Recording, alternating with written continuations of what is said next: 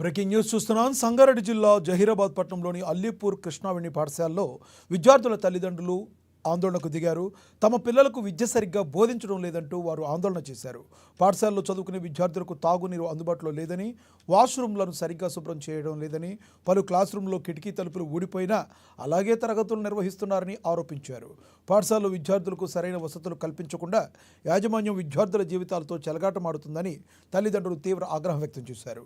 సంఘటన స్థలానికి ఏఎస్ఎఫ్ విద్యార్థి సంఘ నాయకులు చేరుకుని పాఠశాలపై చర్యలు తీసుకోవాలని డిమాండ్ చేస్తున్నారు.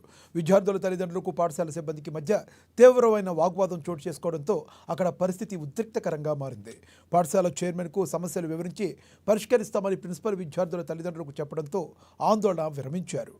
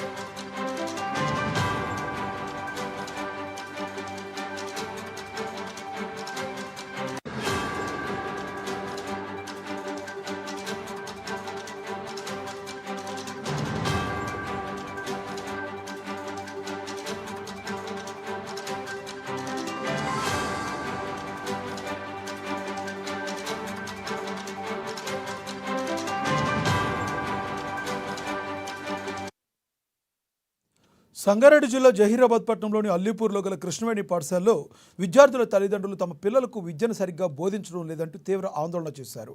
పాఠశాలలో చదువుకునే విద్యార్థులకు తాగునీరు అందుబాటులో లేదని, వాష్రూమ్లు కూడా సరిగ్గా శుభ్రం చేయడం లేదంటూ, పలు క్లాస్ రూమ్లో కిటికీ తలుపులు కూడా ఊడిపోయినా అలాగే తరగతులు నిర్వహిస్తున్నారని ఆరోపిస్తున్నారు.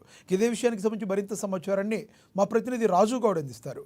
చెప్పండి రాజు గౌడ్, ప్రధానంగా పాఠశాలలో వసతులు సరిగ్గా లేవన్నమాట వాస్తవం ఉందా దీనిలో? లక్ష్మీనగర్ సంగారెడ్డి జిల్లా జైరాబాద్ అల్లీపూర్లోని కృష్ణవేణి పాఠశాలలో విద్యార్థులకు సరిగ్గా పాఠాలు బోధించడం లేదనే కోణంతో తల్లిదండ్రులు ఈ రోజు ఆందోళనకు దిగడంతో పరిస్థితి ఉధృతంగా మారిందని చెప్పవచ్చు. అదేవిధంగా పాఠశాలల యాజమాన్యం లక్షల్లో ఫీజులు వసూలు చేస్తున్నప్పటికీ కనీసం మంచినీరు కూడా అందుబాటులో ఉంచడం లేదని, బాత్రూంలు కూడా శుభ్రంగా లేకపోవడంతో తరచూ విద్యార్థులు అనారోగ్యాలకు గురవుతున్నారని ఆరోపిస్తున్నారు.